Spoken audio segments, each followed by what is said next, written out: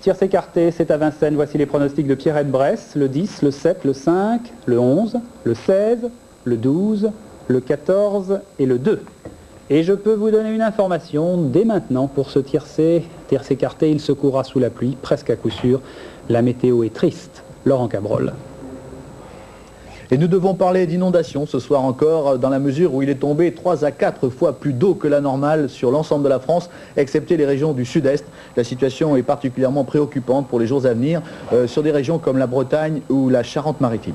Voilà donc pour cette situation inondée, mais malheureusement rien ne va s'arranger dans la mesure où une autre perturbation est en train de traverser la France. Demain à la mi-journée, nous la retrouverons sur le flanc est du pays, la Lorraine, l'Alsace, la Bourgogne, la région Rhône-Alpes, mais également le littoral méditerranéen, en donnant de la pluie en plaine, de la neige à partir de 500 ou 600 mètres, de la neige également dans les Pyrénées et dans le Massif central, et puis partout ailleurs sur une partie ouest du pays. Là, nous garderons un ciel d'alternance, nuages, éclaircies et des ondées. Les températures, fort heureusement, c'est notre consolation. Ces températures sont douces, restent douces pour la saison. Elles ne changent pas par rapport à celles d'aujourd'hui, entre 7 et 14 degrés du nord au sud. Quant à la journée de dimanche, elle s'annonce plus froide. Nous perdrons 2 à 3 degrés, mais avec de plus belles éclaircies. Voilà.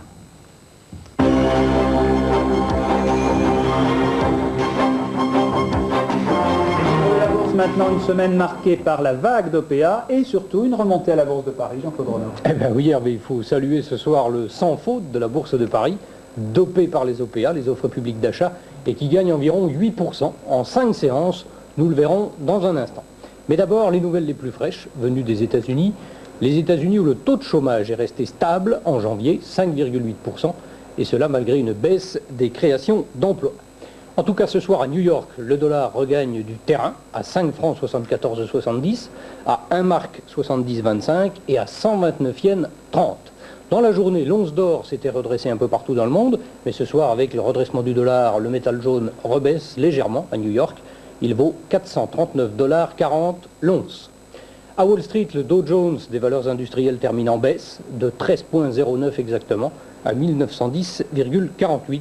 Et cela dans une séance peu active et irrégulière. Sur les autres places boursières, les mouvements ont été très variables, et si on fait le bilan hebdomadaire, certaines sont en baisse. C'est le cas de Londres, qui souffre de la hausse des taux d'intérêt britanniques et qui recule de 3,4%. D'autres sont en hausse, ainsi Francfort, plus 4,1%, et Zurich, plus 2,54%. Mais le phénomène, vous l'avez dit, c'est Paris. Paris où l'indice de la compagnie des agents de change gagne environ 8%, 7,68% exactement, et cela en 5 séances de hausse consécutives. Après une longue période d'apathie et de morosité, la Bourse de Paris a enclenché le turbo des offres publiques d'achat. Au Palais Brongniart, on s'arrache les titres des sociétés opéables, et du coup l'indice de la compagnie des agents de change repasse au-dessus de 270 à 270,6 exactement. Parmi les valeurs qui ont le plus monté, Compagnie du Midi, Crouzet, Euromarché, DMC, et puis navigation mixte dont la cotation a dû être suspendue temporairement aujourd'hui, faute de vendeurs.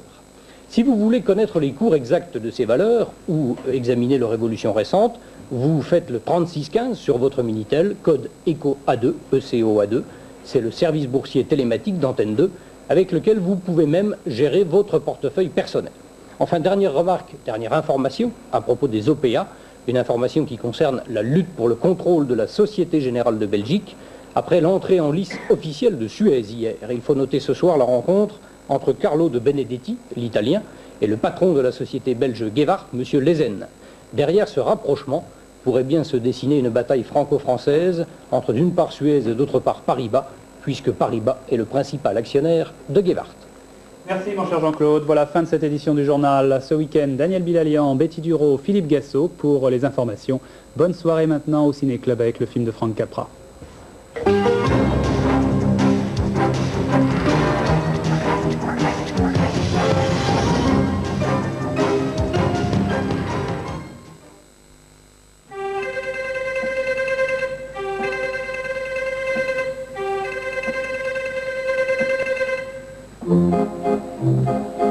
you.